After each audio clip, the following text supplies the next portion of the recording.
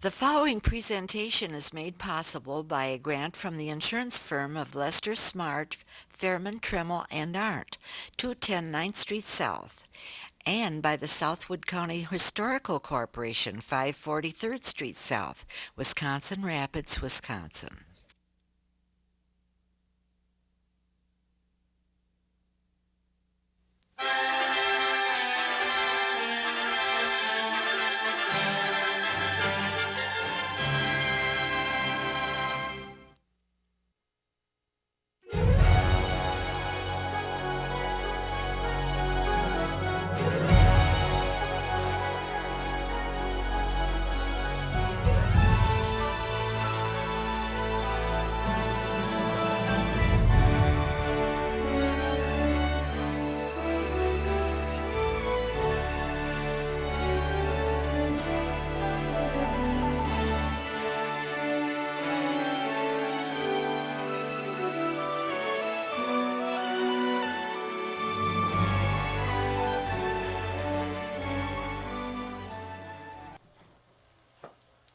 Well, here we are once again, Phil Brown, my trusty history buff narrator, and myself, Paul Gross.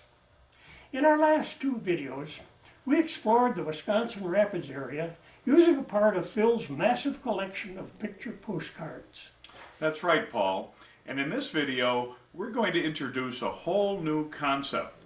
We're going to explore our Wisconsin Rapids area from a bird's eye view as it was in the 1950s through the 1970s. Interestingly enough, though, our first aerial view is actually taken from a postcard. Okay, Phil, let's go for it.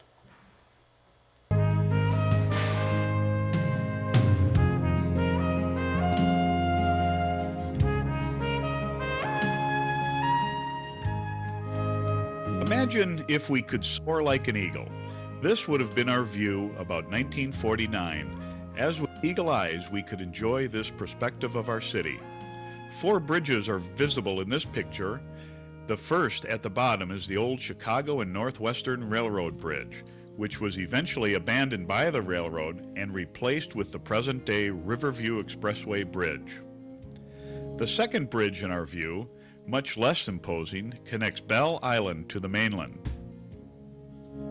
Next, the beautiful arched bridge on Grand Avenue, the third in the picture, has since been replaced by the present-day, less glamorous structure. The fourth bridge shown here is that of the Green Bay and Western Railroad. There is no date on most of our aerial pictures, so we must search for clues to determine when they were taken. Clues like, this was our Riverview Hospital, which was located on 3rd Street at the time. Another clue, here in the upper right-hand corner, it's possible to make out the coal elevator of the Green Bay and Western Railroad. So it was obviously about the time just before the diesels replaced steam locomotives on the Green Bay. What's a coal elevator, you ask? Let's go down to the street level, and this 1940 view of the Green Bay and Western area showing the depot, the freight house, the water tower, and the aforementioned coal elevator. Coal elevators? Every railroad had them. You see, in practice, coal was unloaded from rail cars and elevated to a storage area above. Fuel-hungry steam locomotives would park next to the elevator. The fireman would pull a chute down and coal would tumble into the locomotive coal tender, which, by the way, also received its water supply in much the same way from this water tower. The water to this Green Bay tower was pumped in from the river. While on the subject, notice the area of the depot that projects out. This is where the telegrapher sat at his desk. The window arrangement was typical of railroad stations since it afforded a view of the tracks in both directions.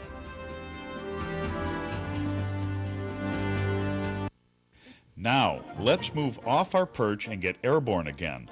What a view! It must have been fun being a bird. This picture was taken over 50 years ago. Our clue on this one is at the bottom of the picture, where a small portion of the new Mead Hotel under construction is visible. It was the fall of 1950. Many changes have taken place in the area since 1950, so let's move in and point out a few. Just across the street from the post office, the Episcopal Church still shared the block with several residences. West of 3rd Street was 2nd Street, a vibrant shopping area in 1950.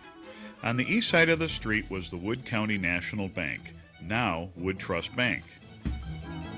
The rest of the buildings on the east side of the street were home to Schrader's Ben Franklin store, a grocery store, a coast-to-coast hardware store, and Brower's men's clothing store. Just behind Brower's on Oak Street was the modern shoe repair, and on the corner of Oak and 3rd was a Standard Oil gas station. This building, presently occupied by Paul Gross Jewelers, was home to the Hein and Suter Printing Company. The west side of 2nd Street was all retail at the time, starting with a small ladies' dress shop, the Sugar Bowl Cafe, Niece's shoe store, and the Gamble store. And this was our local J.C. Penney store. The last business in this complex was the Daily Drug and Jewelry store. The next 6 buildings housed a variety of businesses that changed from time to time and were covered in previous videos. This was the Rapids Furniture Store as it appeared on that fine day in 1950. Little did we know what was in store for this building. It was just a few months later, on February 10th of 1951, when the building was destroyed by fire. The fire started around 4 a.m. and was not discovered until daybreak. It took 39 firemen 7 hours to bring the blaze under control, fighting against high winds and sub-zero temperatures. Some of the carpeting destined for the new Mead Hotel was lost in the blaze. Rapids Furniture reopened shortly after at their new location on 2nd Street North, which had been previously planned and was almost complete at the time of the fire.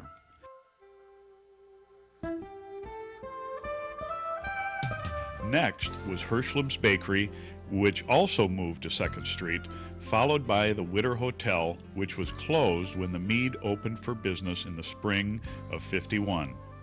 Still standing on the riverbank was the Eagles Club building awaiting demolition.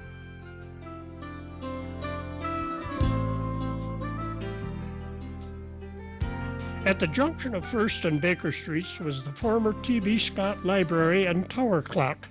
As of 1988, the clock found a new home on the riverbank.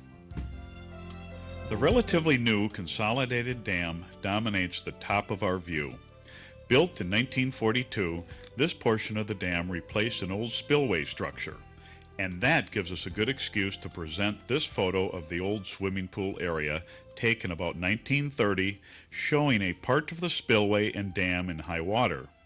The water, of course, flooded the swimming pool at times like this, but was always a spectacular sight. The young boy in the picture was Billy Colburn, son of Mr. and Mrs. Leo Colburn, well-known residents of the city. That large cannon was given to the city by the U.S. War Department following World War I. Phil, I remember how on the 4th of July we used to throw firecrackers in the barrel to watch it fire. Great fun for kids. I can well imagine. The cannon was removed for scrap during World War II with the promise of a replacement when the war ended. When the new cannon arrived, it was much smaller and is presently located in front of the armory on the west side of the river.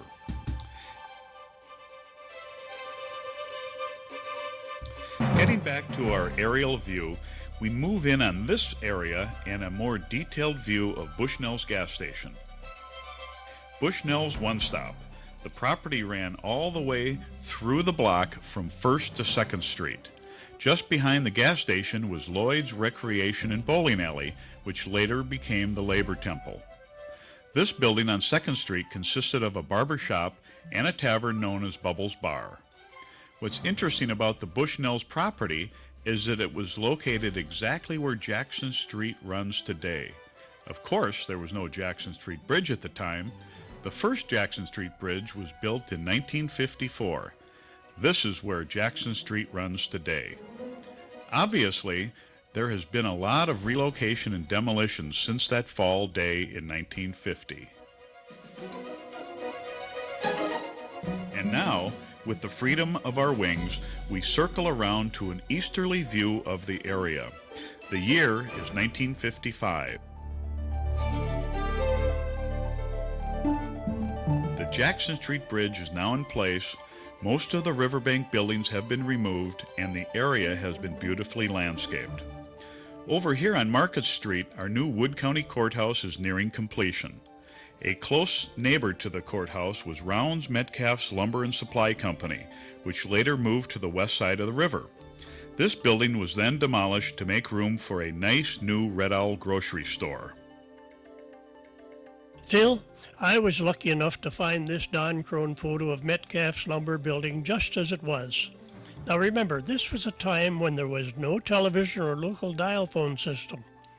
So, with radio and the operator phone system, Rowland's Metcalf made his 727 phone number famous. 5 days a week, he sponsored the Lumber Number Show on WFHR. The radio guy picked a number from the phone book, made the call, and if the person answering knew the lumber number, 727, they received a gift certificate from the lumber company. Everyone knew it was 727. Even today, Metcalf's lumber number is 423-3727. Amazing.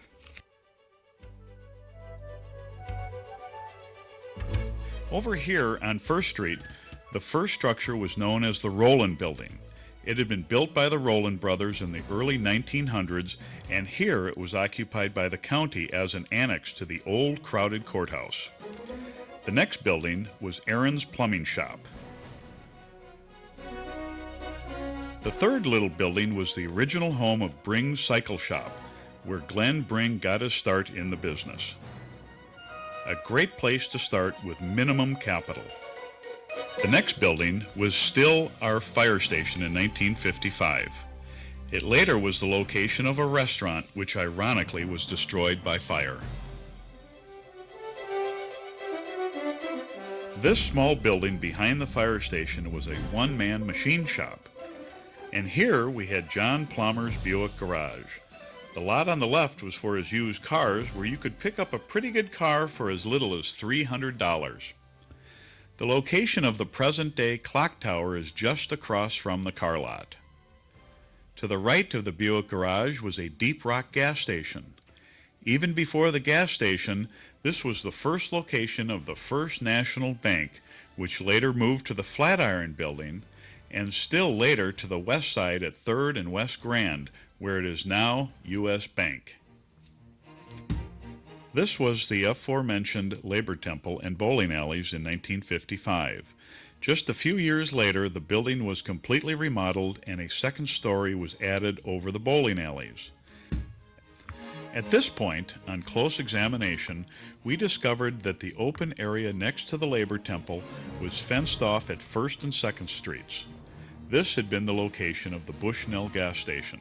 What it tells us is it was right here in the summer of 1955 when the area was being cleared for an extension of Jackson Street.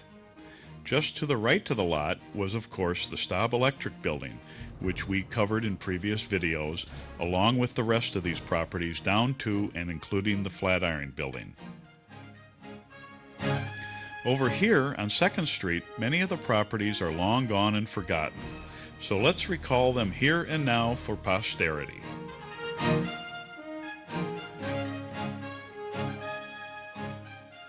Phil, I can't verify the 1955 occupant of this building, but the area had once been home to Len Habeck's taxicab company and Lou Diebel's grocery store. Close enough, Paul. The taller building here at 152 2nd Street North, currently occupied by the county, was home to the Kreitzer brothers' second-hand store and moving business. As a kid, I bought my first phonograph from the Kreitzer brothers for $5. It had a big horn on it, like the one in the RCA logo. Today, it would be worth a lot of money. If we only knew then what we know now. The next building was the new location of Herschleb's Bakery, and this little establishment was Bodette's Tavern. This L-shaped complex was Doc Wierzinski's Dodge and Plymouth garage, which was located exactly where Jackson Street runs today.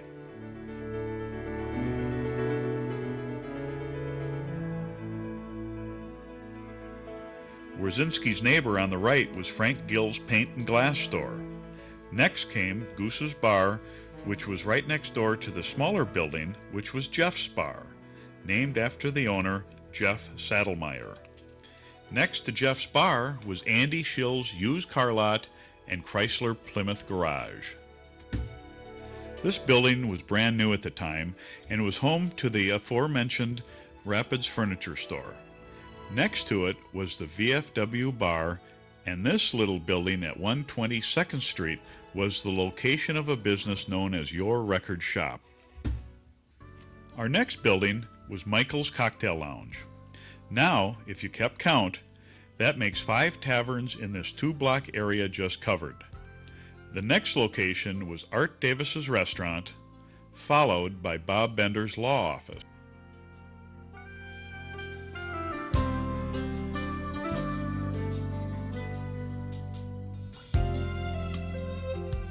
This 1971 view of the area shows the new courthouse.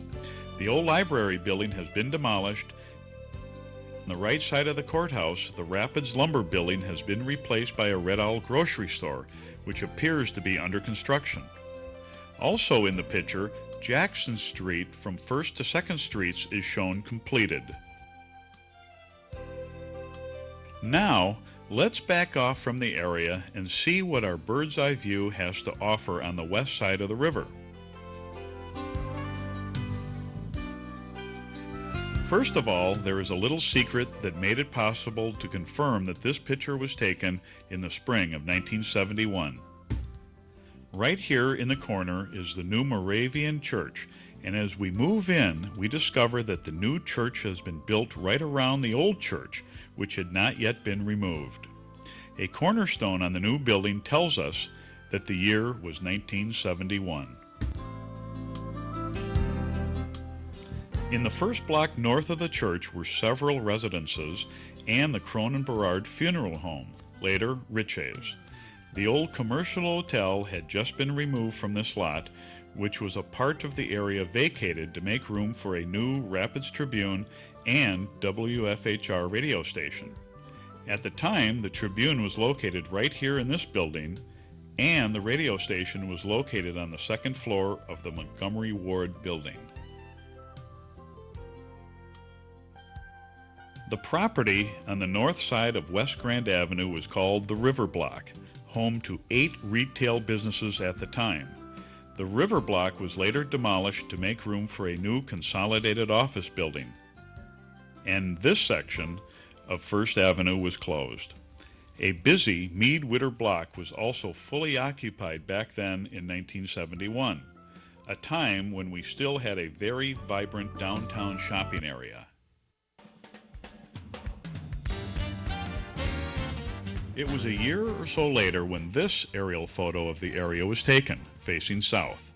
The Moravian church property has now been cleared of the old church building, and a fine new Tribune and radio station now dominates the area north of the Cronin Berard Funeral Home. Across from the River Block and Grand Avenue, a busy Montgomery Ward store runs the full length of the block. In the next block, the Wisconsin Theater, which was owned by Henrietta Eckert, is the most dominant feature.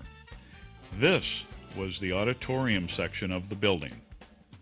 Mrs. Eckert also owned the Palace Theater on 3rd Avenue.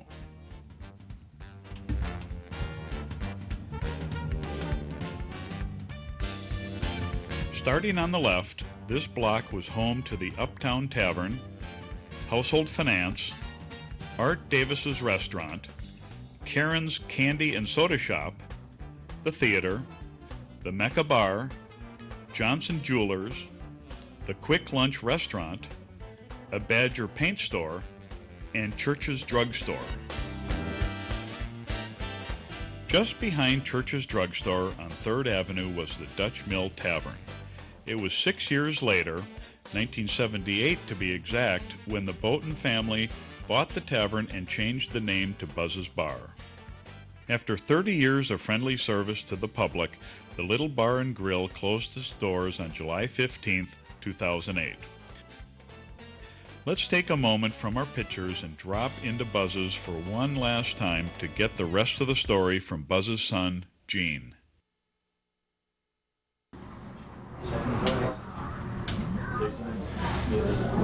What you got, Jimmy? Nothing. Hi, Gene. Hi there, how you doing? Good. Nice to see you again, and thank you for taking the time to talk to us today. My pleasure. And you moved at this location in 1978. 1978, they opened up, this is the old Dutch mill, and my mother and dad opened this up, and my plan wasn't really to get into the bar business when I came back in December from California.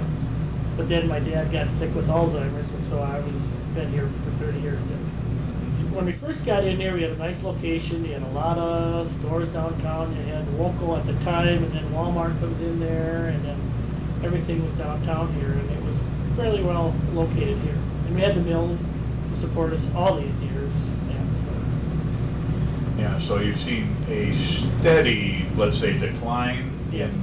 in business over the years as the downtown became quieter and quieter. at the old place, my mother just had hot roast beef sandwiches on the bar, and she sold them. And then she wanted to get into kind of a sandwich type bar. Didn't want to be in the teenage type bar situation anymore. So we have a very small kitchen, and we started out with just hamburgers. It didn't have fries or anything like that at first.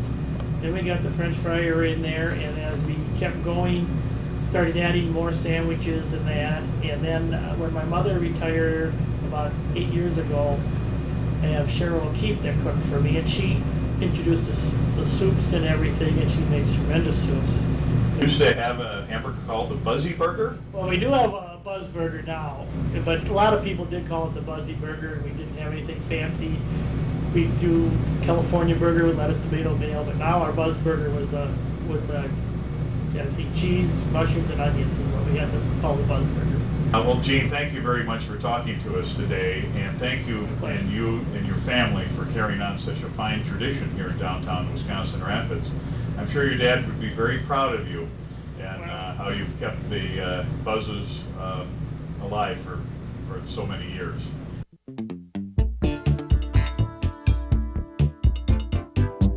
With that pleasant visit behind us, we take wing once again. Backing off from this location, we take a westerly view of the neighborhood. This photo is loaded with a past that was far different than what we know today, all of which makes it important to recall. So let's move in on 3rd Avenue South where we left off. Once again, this was Buzz's Bar, the Palace Theater. The theater no doubt stimulated business at Buzz's Bar, and certainly was a beautiful asset to the area. On the corner of 3rd Avenue and Johnson Street was a gas station. Just across the street was the First National Bank, and this area was a brand new innovation, drive-up banking. Right here on the corner was another gas station, this one operated by Jake Frechette. In the same block was an A&P grocery store, Shriner's gas station on the corner, Daily Music and Appliance, and Wilcox Ladies Ready to Wear. Phil, just across the street from the Daily Music and Appliance was the Dixon Hotel and Brig, and this rear view shows the Dixon painted black, just as it was for a short time before its final days of operation. I can well imagine.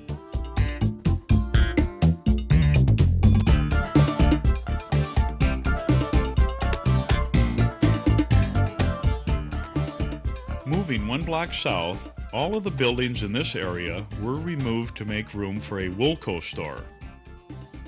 First among them, on the left, was the Marling Lumber Company. There were 3 residences, one of which was a barber shop. This building was home to a radio repair business and a bakery. Behind the bakery was a tire recapping business. This is how the new WoolCo store appeared about 1973.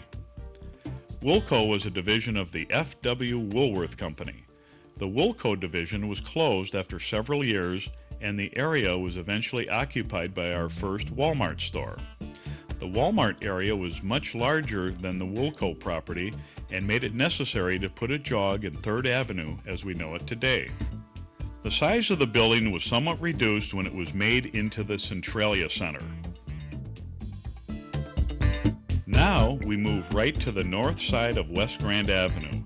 This, of course, was home to the Johnson & Hill department store, and right here at the corner of 3rd Avenue and Jackson Street, Johnson & Hill's had, you guessed it, a gas station. How many gas stations in this 2-block area? 4. Count them. 1, 2, 3, 4. And Phil, believe it or not, there were 2 more just 2 blocks away on 4th Avenue North. Tough competition. In 1971, it was hard to imagine that West Grand Avenue and Jackson Streets would be located as they are today, yet it was already in the planning stage. Now, let's soar to a higher level and take in a broader view of our city as it appeared in the 1970s. One of the first things you might notice is that there was no craft mill at the time. Once the craft mill was in place, a number of these consolidated buildings were removed or modified. This was the old powerhouse, home to the great steam whistle that blew several times each day to keep us on time. 4th Avenue North was still lined with houses and a couple of neighborhood grocery stores. Rail yards cover a large portion of the area.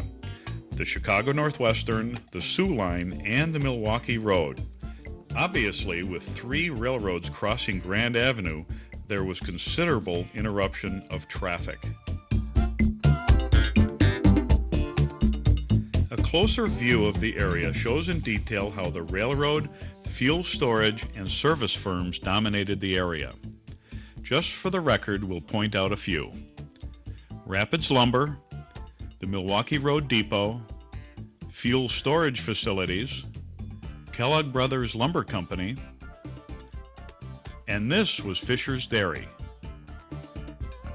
Dropping down to street level on 4th Avenue, this is how the busy dairy appeared at a time when our milk was still delivered in glass bottles.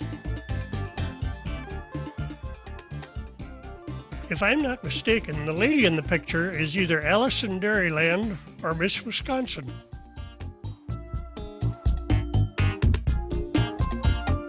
Mixed in with all this busy industrial area was the Lowell School.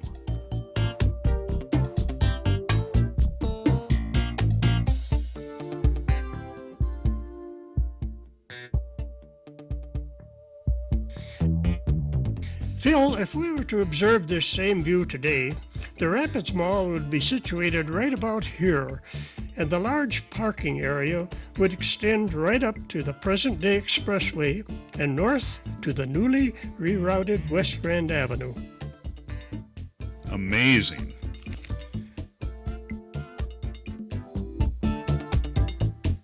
As we take wing once again, another local industry comes into view.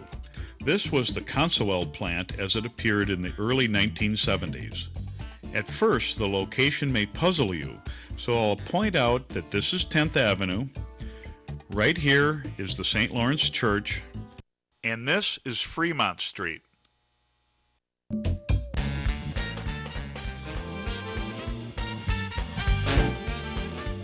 This old section was once the Oberbeck Furniture Factory, later the Ottawagham Paper Box Factory, and today this area is home to the Corenso plant. In fact, this is about where you go when you take your waste paper to be recycled. Some of these Quonset-type buildings have long since been removed. These 2 railroad tracks serve the Soo Line and the Chicago Northwestern. Most tracks in the area have been relocated to an efficient switchyard in the industrial park area. Well, Phil, that's the last of our aerial photos. So I guess we'll have to get back down to earth and for now, bring an end to our bird-like adventures. So what do you think? Sounds like a wrap, Paul. Well, Phil, I've been thinking about that interview we did at Buzz's Bar, and I suddenly realized that 100 years from now, somebody will be looking at this video, and that interview will be an excellent example of our life as it was way back in 2008. That's right. I guess I never thought of it in that way. Imagine, for example, if we could hear Lincoln's Gettysburg Address. We'd actually be able to if there had been sound recording in those days. So what are you telling me, Paul? What I'm telling you is that I think our next video should be a sort of time capsule. The way we live, the cars we drive, our most modern devices, computers and so on. And yes, some brief interviews including subjects like, for example, people from Port Edwards talking about the mill closing and how it was. Paul, you make me feel like we almost owe it to those people of 2108. I really think we do. I'm sure looking forward to that one. So folks, as they say, stay tuned. The best is yet to come. I'm Paul Gross. And I'm Phil Brown. Thanks for listening.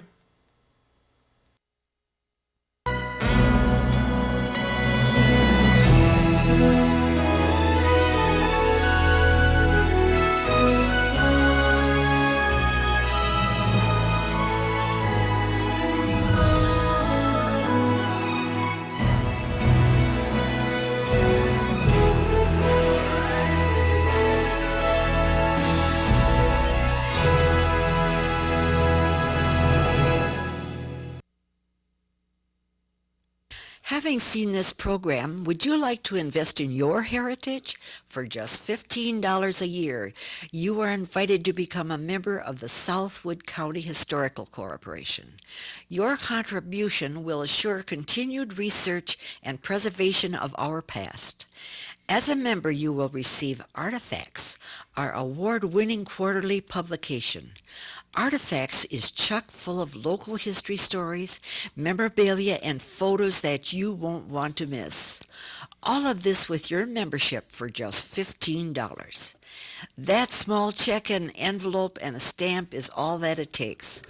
Why not do it today? Or better yet, stop in for a visit and discover our extensive exhibits, massive collection of what you never knew about your community, and why you'll want to be a member of our prize-winning organization.